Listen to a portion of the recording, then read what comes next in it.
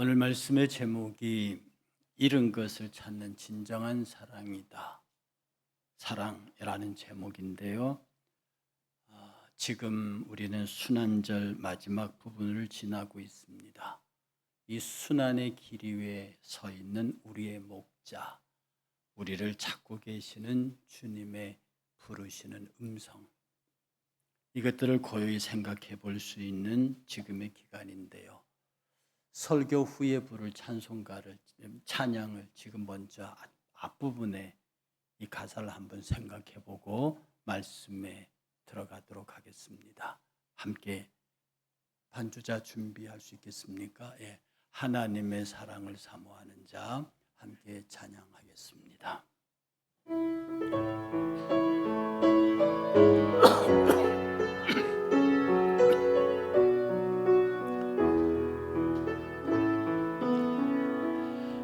하나님의 사랑을 사모하는 자, 하나님의 평안을 바라보는 자, 너의 모든 것 창조하신 우리 주님이 너를 얼마나 사랑하시는지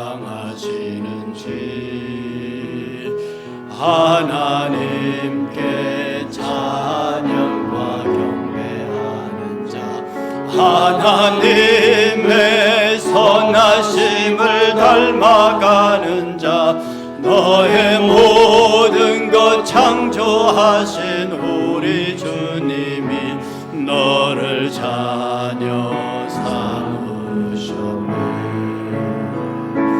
하나님 사랑의 눈으로 너를 어느 때나 바라보시고 하나님인 자 귀로서 언제나 너에게 기울이시네.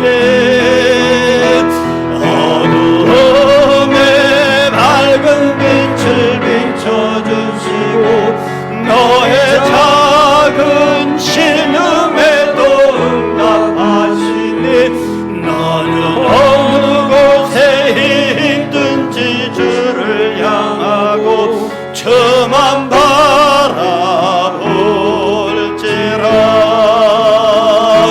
하나님 사랑의 눈으로 너를 어느 때나 바라보시고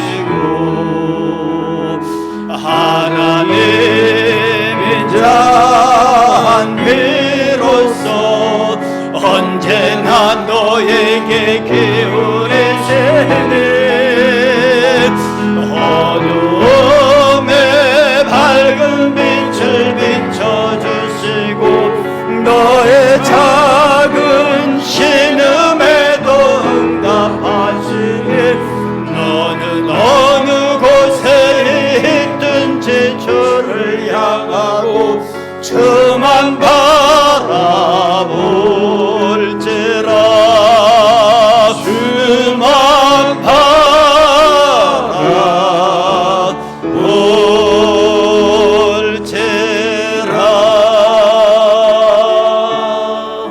할렐루야. 주만 바라보는 여러분 되시기를 축복합니다. 순환절, 사실 이 순환절이 예수님의 고난을 생각하며 그 슬픔과 고통에 참여하는 기간이다, 그렇게 여기지만 그럼에도 불구하고 이 순환절의 파이널이 그리스도의 부활로 나타납니다. 십자가의 그 어마어마한 고통의 끝에 영광의 부활이 있다는 데서 순환의 절기를 지나가는 우리들은 더 깊은 회개와 더불어 더 깊은 감사, 그리고 생각하면 내가 주님을 닮아가는 시간, 하나님의 은혜와 긍휼을 구하는 시간이다.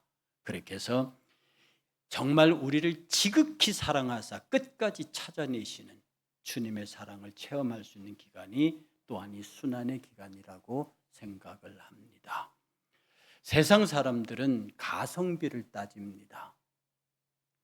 그래서 효율을 따지죠. 그래서 어떤 투자를 하든 어떤 사업 계획을 하든 가성비가 맞지 않거나 투자 대비 효과가 생산이 더 낫지 않을 때는 사람들은 투자하지 않습니다. 그것을 바보라고 하죠. 그런 경영을 하면 망하게 됩니다. 그런데 오늘 본문은 말입니다. 예수님이 세리와 죄인들을 모아서 그들이 말씀을 드리고 예수님 앞에 몰려들었습니다. 그랬더니 사두개인과 바리새인들, 서기관들이 그들이 수군거립니다. 이 사람은 죄인을 영접하는 사람이다. 그리고 그 죄인들과 함께 식사를 하는 사람이니까 그도 죄인의 한 무리로 예수를 몰아갑니다. 그들 앞에 예수님이 비유를 하세요. 여러분이 잘 아시는 잃어버린 양 비유를 합니다. 그리고 끝에 이 말씀을 하십니다.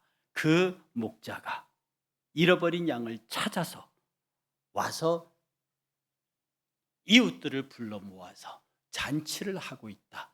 그 얘기를 하십니다. 여러분, 이 비유의 포인트는 죄인과 세리들이 식사하고 있는 그 장면에서 목자가 잃어버린 양을 찾아와서 이웃과 잔치를 하고 있는 사건을 연결시키고 계십니다. 그리고 그 앞에 있는 서기관, 바리새인 지도자들에게 너희는 단 한 번이라도 잃어버린 양을 찾아본 적이 있느냐라고 묻고 있는 준엄한 장면입니다. 사람들은 가성비를 따져요. 그런데 이 목자는요, 99마리를 들에 두고 한 마리를 찾아갑니다. 세상에서는 이게 말이 안 되는 겁니다. 99마리를 포기하고 한 마리를 찾아 나서는 것은 세상에서는 이해할 수 없는 경영입니다. 그런데 말이에요, 복음은 한 명의 생명과 1억만 명의 생명이 같습니다. 세상은 한 명을 희생시켜서 다수를 살리겠다고 합니다. 예수님의 처형을 앞두고 대제사장 가랴가 예수 하나를 죽임으로 우리 민족을 살리자고 한 사람을 죽여서 많은 사람을 살리는 것이 가성비가 맞다라고 얘기를 합니다. 세상은 그렇게 합니다. 그것이 군사적인 논리입니다. 정치적인 논리입니다. 사회적인 논리입니다. 그러나 복음은 한 생명을 위해서 천하를 버릴 수 있는 하나님께서는 한 사람을 위해서 천하를 버릴 수 있는 동시에 1억 100명 1000명을 위해서도 천하를 버릴 수 있습니다. 100명과 99명과 한 명의 생명은 등가입니다. 어느 생명은 더 귀하고 많은 생명은 더 귀하고 적은 생명은 귀하지 않는 그런 등식은 복음 안에서는 성립하지 않습니다. 99마리를 들에 둡니다. 미루어 짐작컨대 99마리를 내팽개치고야 갔겠습니까? 그냥 제가 생각해보고 제가 유추해보건대 돌아와서 함께 잔치했던 이웃의 다른 목자들에게 99마리를 맡겼을지 모릅니다. 내가 돌아올 때까지 이 우리에 있는 99마리를 지켜달라고 했을지 모릅니다. 그들이 우리 그 양들을 들에 두고 갔을 때 다른 목자들에게 부탁하고 갔겠죠. 그냥은 갔겠습니까? 어쨌든 이 목자는 잃어버린 한 마리의 양을 찾아갑니다. 왜요? 그 양의 가치 때문에요. 그 양의 가치로 말하면 찾아갈 필요가 없습니다. 가치로 말하면 99마리가 탁월하지요. 그 한 마리 양은 잃어버려도 괜찮을 수 있습니다. 이것은 가치 때문에 찾아가는 게 아닙니다. 관계 때문에 찾아가는 겁니다. 나는 목자요, 너는 양이라는 겁니다. 목자는 어떤 경우에도 양을 포기하지 않습니다. 목자는 어떤 경우에도 양과 그 운명을 함께 할 준비가 돼 있습니다. 예수님은 잃어버린 그 한 마리 양 앞에서 그가 어떤 양이냐를 따지지 아니하고 그가 내 양이라는 관점에서 찾아 나서기를 결심하고 있는 겁니다. 이 99마리를 포기하는 세상 사람들은 가치에 맞지 않는 그런 논쟁이지만 아무리 많은 노력과 수고와 물질이 투자된다 하더라도 끝내 찾아내고야만은 목자의 마음입니다. 어디다 비유할 수 있겠습니까? 여러분은 가끔 가다 자녀를 찾는 전단지를 뿌리는 부모를 볼 수 있습니다. 신문 광고를 내는 부모를 볼 수 있습니다. 어제 오늘 잃어버린 게 아닙니다. 20년 30년 전에 잃어버린 자녀입니다. 그때 어린아이의 사진 올려놓고 지금은 성장했으면 이만큼 됐을 것이라고 하는 예상한 성장 사진까지 올려놓고 20년 30년 전에 잃어버린 자녀를 찾는 부모들이 있습니다. 바보입니까? 그 어마어마한 시간과 물질의 투자, 어디서 비슷한 아이만 있다는 소리 들어도 그것이 어디든지 찾아갑니다. 부모니까. 가치의 문제가 아닙니다. 나는 너의 부모고 너는 내 자식이라는 관계가 그렇게 아무리 많은 물질과 시간을 소요하더라도 찾아 나서는 겁니다. 너는 내 양이니까. 양이니까 미워할 수 없는 겁니다. 양이니까 포기할 수 없는 겁니다. 양이니까 사랑할 수밖에 없는 겁니다. 오늘 본문은 말하기를 찾아내기까지라고 그랬습니다. 찾아내기까지. 여러분들은 가끔 그렇게 생각합니다. 하나님 왜 내 기도 응답하지 않으십니까? 내가 지금 이렇게 어려운데 도대체 주님 나를 왜 안 찾으십니까? 내 기도에는 왜 응답 안 하십니까? 이렇게 말하는 사람들이 종종 있습니다. 여러분은 생각을 거꾸로 하고 계십니다. 주님이 여러분을 못 찾는 게 아니라 여러분이 주님 못 찾도록 도망가 버리신 겁니다. 숨어 버리신 겁니다. 도망가서 가시덤불에 걸려있고 도망가서 늪에 빠져 있으면서 왜 나를 안 건져주느냐고 말하죠. 그 양을 향해서 우리 목자는 나를 찾을 때까지 따라오십니다. 찾을 때까지 나를 기다려주십니다. 찾을 때까지 그는 발걸음을 멈추지 않습니다. 예수님은 십자가에서 다 이루었다 하셨어요. 그게 뭐겠습니까? 이제 다 찾았다는 겁니다. 이제 내 양을 다 살렸다는 얘기입니다. 주님의 마지막 선언은요, 십자가에서 다 이루었다 하시고 운명하시는 그 장면은요, 내가 찾을 양을 다 찾았다는 겁니다. 끝까지 내가 이제 다 그들을 품에 안았다는 겁니다. 주님은 단 한순간도 여러분을 포기한 적이 없습니다. 왜요? 여러분은 양이니까. 여러분은 당신의 양이니까. 잘나고 못남이 소용없습니다. 아무리 못나고 아무리 허물이 많아도 그는 나를 향해서 너는 내 양이라고 말합니다. 가치로 나를 논하지 않으시고 나의 존재로 나를 논하십니다. 너와 나의 관계를 말하십니다. 너는 내 양이다. 그 다음에 모습을 보십시오. 찾아낸 즉 찾았습니다. 그리고 말하기를 즐거워 어깨에 메고 돌아왔습니다. 여러분 그 장면 상상해 보십시오. 찾았습니다. 그 양을 어깨에 맵니다. 양은 더 이상 걷지 않아도 됩니다. 양은 더 이상 두려워하지 않아도 됩니다. 양은 그냥 목자의 따뜻한 목과 어깨에 얹혀서 흐물거리는 목자의 노래소리를 들으며 목자와 같이 가면 됩니다. 목자는 즐거워했다고 그랬습니다. 그 양을 찾아 나서는 그 길이, 그리고 그 양을 찾는 것을 즐겁다고 그랬습니다. 주님은 당신의 십자가를 기쁘게 여기셨습니다. 우리는 지금까지 십자가, 주님의 십자가 그러면 고난, 고통, 눈물, 아픔, 멸시, 천대, 조롱 그렇게 했는데 주님은 그 십자가를 기쁘다고 그러셨습니다. 성경 히브리서 12장 2절은 이렇게 말합니다. 믿음의 주여 또한 온전케 하시는 예수를 바라보자. 그는 그 앞에 있는 기쁨을 위하여, 자신 앞에 있는 기쁨을 위하여 십자가를 참으시고 부끄러움을 개의치 아니하셨습니다. 그리고 하나님 보좌 우편에 앉으셨다고 그랬었어요. 사람들이 그 앞에 있는 기쁨을 하나님의 보좌 우편이라고 말하는 사람이 있습니다. 아닙니다. 하나님의 보좌 우편은 원래 주님의 것입니다. 원래 주님의 것입니다. 저기에서 그 앞에 있는 기쁨이라고 하는 것은 잃어버린 자를 찾은 겁니다. 당신의 백성을 구하는 거예요. 십자가를 통해서 구속의 역사를 완성한 겁니다. 그것을 그 십자가를 통해서 그의 사랑하는 백성들을 구원한 것, 인류를 살리시고 새로운 아담이 되시고 새하늘 새 땅을 건설하시게 된 것, 그것을 위해서 십자가를 기쁘게 여기셨어요. 주님에게서 십자가는 눈물과 고통의 십자가가 아닙니다. 주님이 십자가와 관련해서 고통스러운 것은 딱 하나밖에 없습니다. 내가 인류의 모든 죄를 다 지고 있기 때문에 십자가 상에서는 내가 아버지에게 버림을 받을 수밖에 없다는 아버지와의 분리만 고통스러웠을 뿐, 십자가 그 자체는 주님의 기쁨이었습니다. 여러분, 십자가 지시기가 아프십니까? 십자가 지시기가 부끄럽습니까? 십자가 지시기가 창피합니까? 남편이 아내를 향해서 지는 십자가가 부담스럽습니까?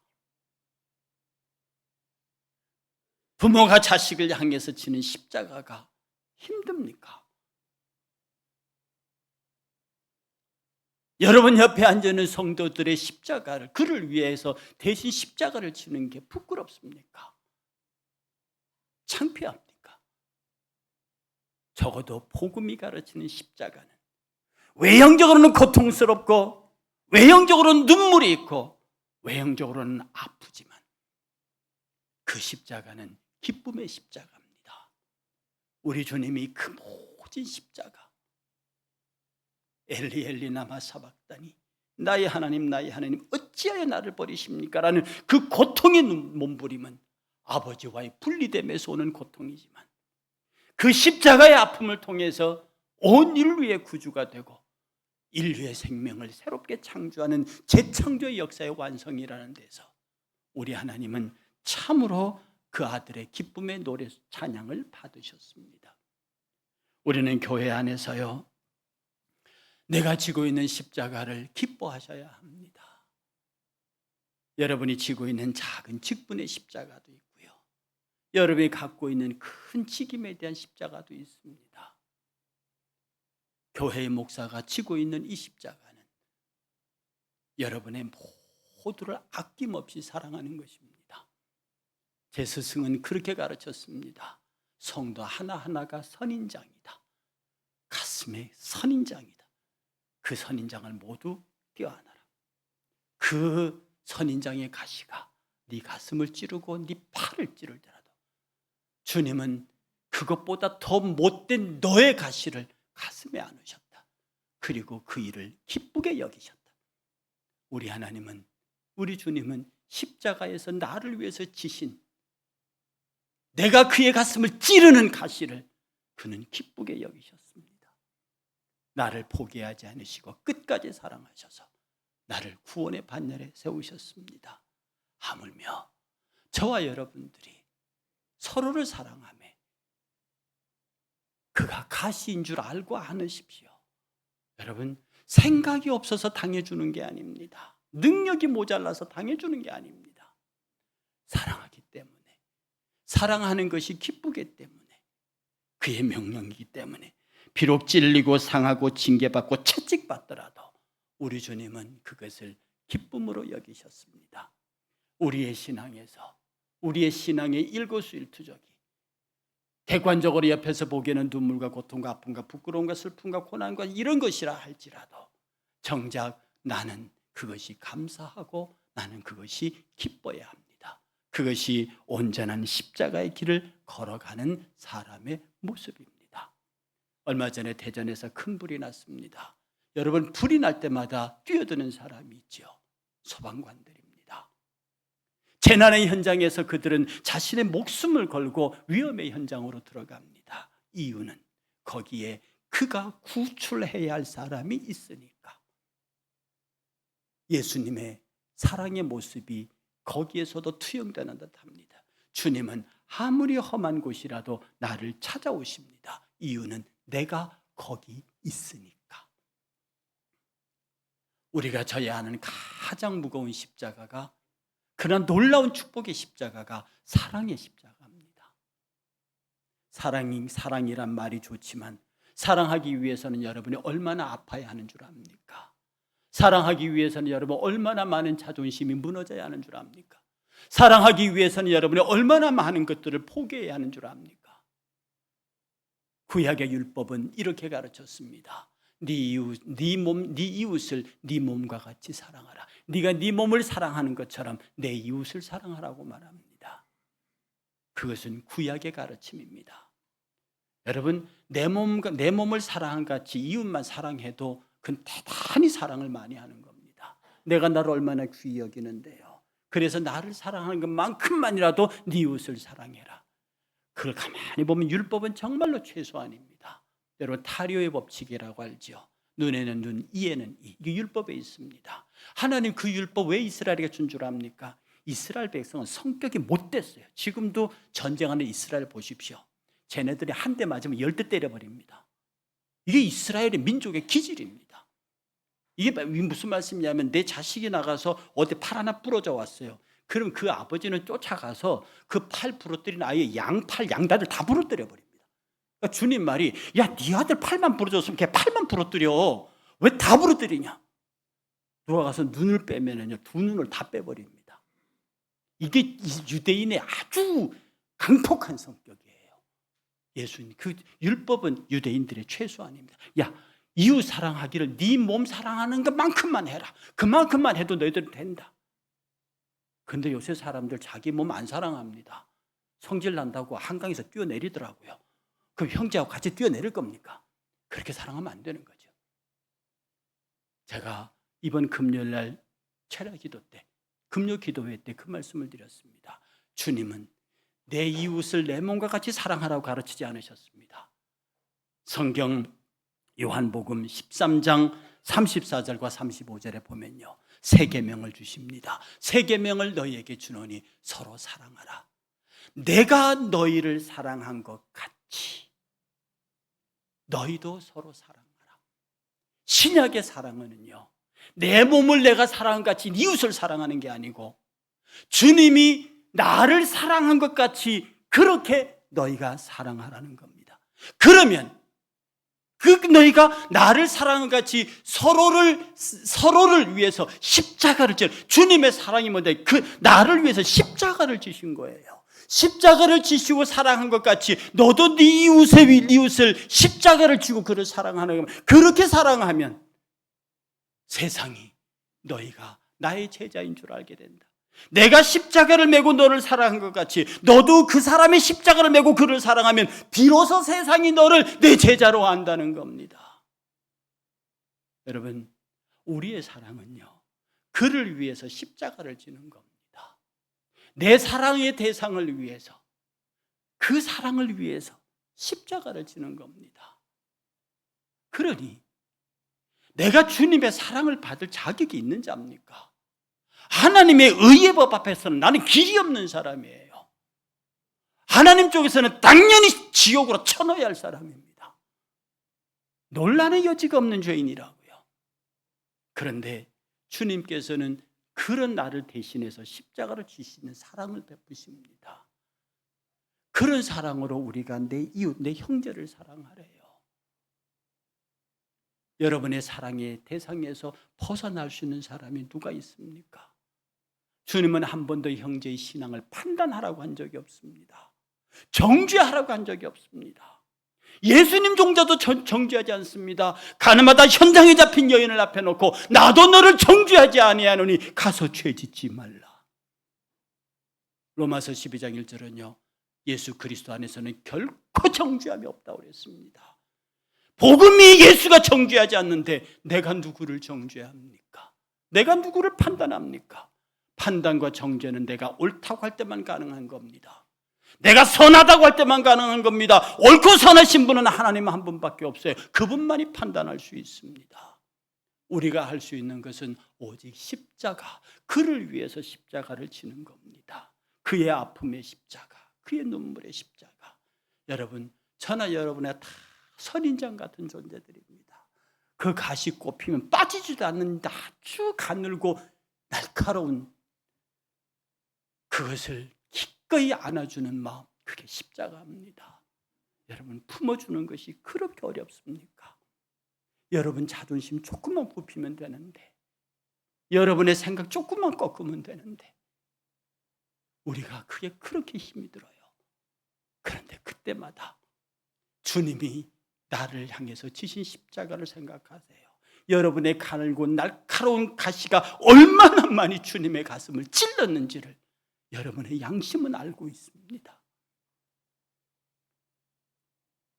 죄인들과 밥 먹는다고 비난하는 그 종교 지도자들 앞에 예수님은 양을 어깨에 메고 와서 그 양 한 마리 값을 훨씬 능가하는 비용을 들여서 나머지 양들을 지켜준 이웃들을 불러서 잔치합니다.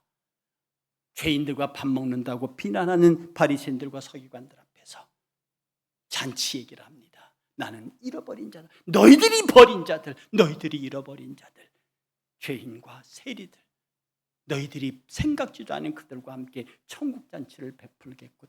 그 모습을 보여주는 겁니다. 오늘 이 말씀 앞에 서 있으면서요, 끝내 찾아내시는 주님의 사랑 앞에 우리 모두가 서 있어야 합니다. 이 순환의 시간을 지나면서요, 이 순환의 절기를 지나면서 우리는 좀 더 내 자신의 날카롭게 고슴도치처럼 선 가시를 안으로 들여야 합니다. 그것을 제거해야 됩니다. 그리고 내 형제 자매들의 그 날카로운 가시 있는 선인장 같은 내 형제를 안으셔야 합니다. 그게 십자가입니다. 그 십자가, 그렇게 형제와 자매를 위해서 십자가를 져 주어야만, 그렇게 사랑해야만 세상은 우리를 주의 제자라고 합니다. 가성비도 소용없습니다. 효용성도 소용없습니다.